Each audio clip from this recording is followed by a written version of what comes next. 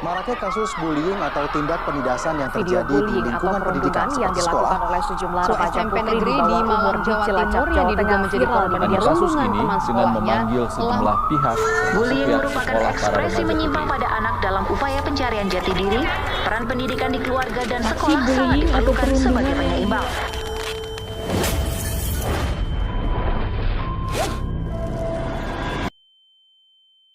Pada video ini kami akan membahas mengenai kasus bullying, tetapi sebelum itu kami akan menjelaskan sedikit mengenai apa itu bullying. Bullying adalah tindakan atau perilaku agresif yang dilakukan secara sengaja dan berulang-ulang untuk merendahkan, menyakiti, ataupun merugikan orang lain.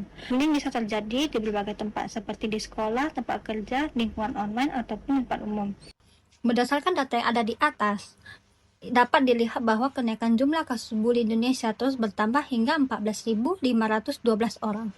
Ini menunjukkan bahwa kasus bullying di Indonesia masih sering terjadi. Karakteristik bullying 1 dilakukan dengan sengaja untuk menyakiti atau membuat korban tidak nyaman. 2. Terjadi secara berulang dalam jangka waktu tertentu. 3. Ketidakseimbangan kekuatan, biasanya pelaku lebih kuat atau berpengaruh daripada korban. 4. Dilakukan secara langsung seperti memukul, menghina, maupun tidak langsung seperti mengusilkan atau menyebarkan gosip.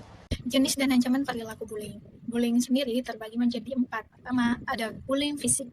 Bullying fisik merupakan tindak kekerasan yang menyebabkan cedera dan kerusakan barang pribadi milik korban. Contohnya memukul, menendang, ataupun merampas. Dalam pasal 351 KUHP, hukuman maksimal 7 tahun penjara jika menyebabkan kematian. Kedua adalah bullying verbal. Bullying verbal sendiri merupakan tindakan untuk menyakiti korbannya melalui kata-kata atau ucapan. Penghinaan dalam pasal 315 KUHP, Hukuman 4 bulan 2 minggu. ancaman pasal 355 KUHP, hukuman maksimal 1 tahun. Yang ketiga ada bullying sosial. Bullying sosial adalah tindakan mengkucilkan atau merusak hubungan sosial dari korbannya. Contohnya ada memfitnah dalam pasal 311 KUHP dengan ancaman maksimal 4 tahun penjara. Pencemaran nama baik, pasal 310 KUHP dengan ancaman 1 tahun 4 bulan jika tertulis atau tergambar. Yang keempat dan yang terakhir ada siber. Siber sendiri merupakan perundungan yang terjadi di sosial media. Contohnya ada ujaran kebencian atau sara. Pasal 28 ayat 2 Undang-Undang ITE dengan ancaman penjara 6 tahun dan denda 1 miliar. Penyebaran foto, video, dan dokumen tanpa izin terkena pasal 32 Undang-Undang ITE dengan ancaman 8 tahun penjara dan denda 2 miliar. Selanjutnya adalah tentang penyebab bullying. Yang pertama adalah faktor keluarga. Contohnya adalah kurangnya kasih sayang, pola asuh kasar, orang tua sering bertengkar, kurangnya pengawasan orang tua. Yang kedua, faktor lingkungan pertemanan. Contoh tekanan dari kelompok teman, ingin terlihat hebat ataupun kuat. Yang ketiga adalah faktor pribadi. Contoh, sulit mengontrol emosi, kurang empati, ingin berkuasa, serta pernah menjadi korban bullying. Yang keempat adalah faktor sekolah dan lingkungan sosial. Contoh budaya senioritas, tidak ada sanksi tegas, serta lingkungan yang membiarkan kekerasan. Yang kelima adalah faktor media dan teknologi. Contoh meniru adegan kekerasan, penggunaan media sosial tanpa kontrol, dan mudah menyebarkan ejekan secara online. Selanjutnya adalah dampak bullying. Dampak bagi korban: 1. Gangguan psikologis seperti stres, cemas, depresi, trauma, atau keinginan untuk mengakhiri hidupnya. 2. Menurunnya kepercayaan diri. 3. Prestasi menurun, seperti sulit berkonsentrasi saat belajar. Dampak bagi pelaku: 1. Terbiasa bersikap kasar, seperti terbiasa menggunakan kekerasan, ancaman, atau tindakan kasar untuk menyelesaikan masalah.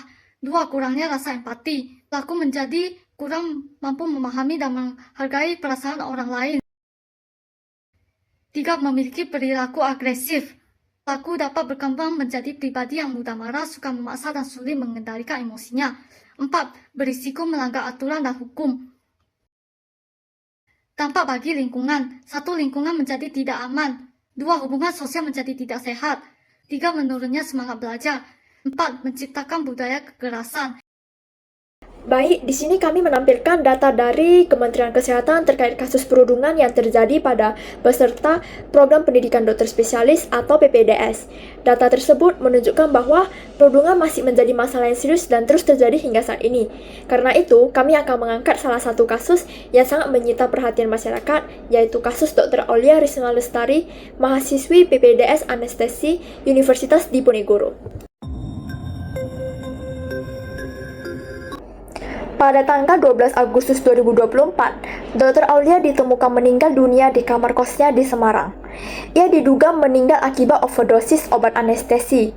Kasus ini kemudian menjadi sorotan publik karena adanya dugaan perundungan dan tekanan berat yang dialaminya selama menjalani pendidikan PPDS. 911, what's your emergency? Menurut keluarga dan hasil investigasi yang berkembang, Dr. Aulia diduga menghadapi tekanan akademik yang sangat berat. Kondisi tersebut tergambar dari catatan pribadinya yang beredar di publik, yang menunjukkan kelelahan fisik dan mental yang dialaminya. Dalam rekaman suara yang tersebar, ia juga mengeluhkan tubuhnya yang terasa sakit, serta tekanan yang terus dirasakan selama menjalani pendidikan spesialis. Berikut akan kami tampilkan juga rekaman suara yang beredar. Tiap aku bangun tidur tuh, Pak, badannya sakit semua, Pak. Bener-bener ya, Pak, di sini tuh programnya panjang-panjang. Selain beban akademik, Dr. Aulia juga diduga mengalami tekanan akibat budaya senioritas yang masih kuat dalam lingkungan PPDS. Dalam sistem hierarki tersebut, peserta junior dituntut untuk selalu siap siaga dan patuh terhadap instruksi senior. Selain itu, terdapat rasa takut untuk melakukan kesalahan karena berpotensi mendapatkan teguran keras, bentakan, atau perlakuan yang merendahkan. Bahkan muncul dugaan adanya ancaman akademik, seperti dipersulit dalam proses pendidikan atau kelulusan apabila tidak mengikuti arahan tertentu.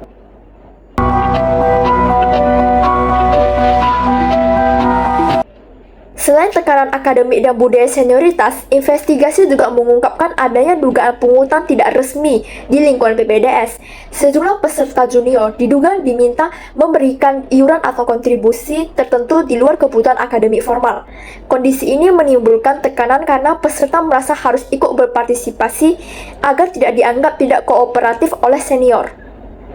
Berdasarkan hasil investigasi Kementerian Kesehatan, sekitar 7 hingga 11 mahasiswa PPDS anestesi diduga diminta membayar iuran sebesar 20 hingga 40 juta per semester.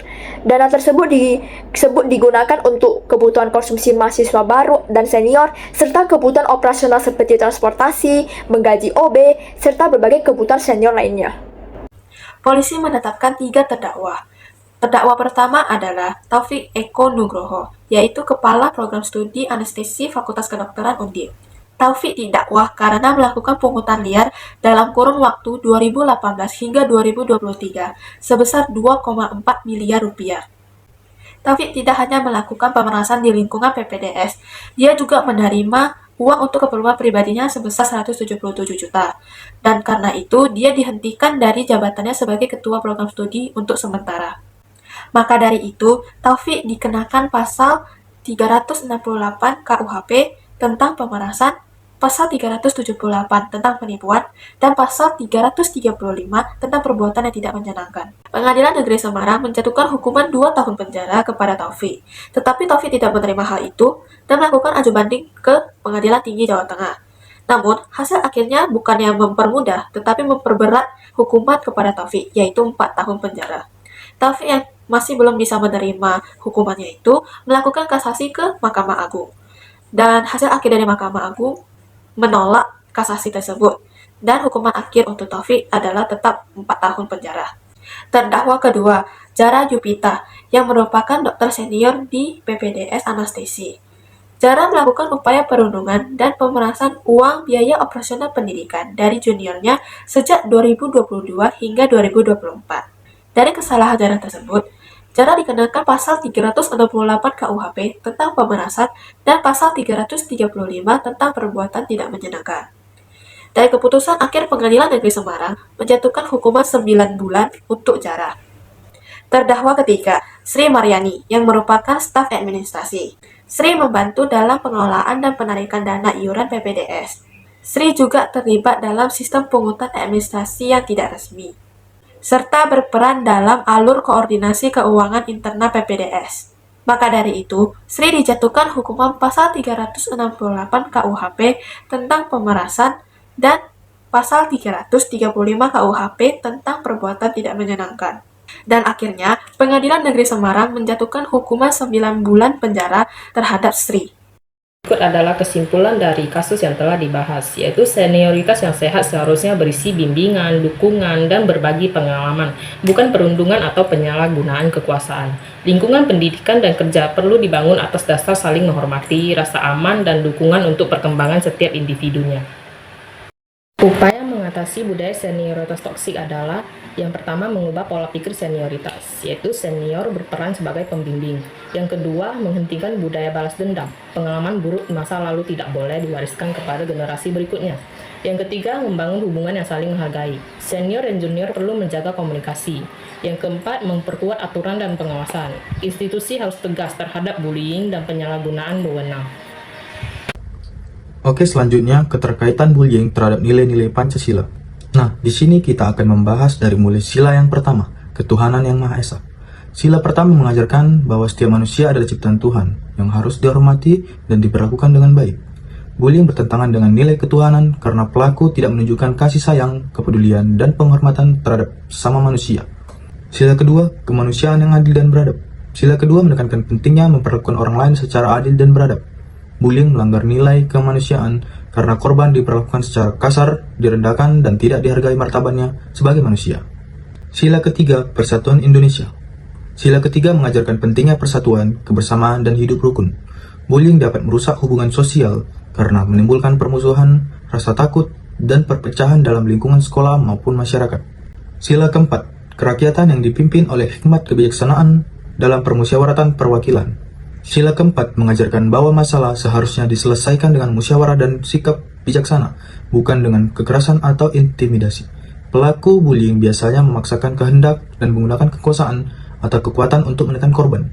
Sila kelima, keadilan sosial bagi seluruh rakyat Indonesia. Sila kelima menekankan bahwa pentingnya keadilan dan perlakuan yang sama bagi semua orang. Dalam bullying, korban sering diperlakukan secara tidak adil dan merasa tidak aman di lingkungan sekitarnya. Upaya mengatasi bullying, menciptakan lingkungan yang aman, menerapkan aturan anti-bullying, dan menumbuhkan sikap saling menghormati. Berani melapor korban atau saksi, tidak boleh diam dan harus melapor kepada pihak yang berwenang.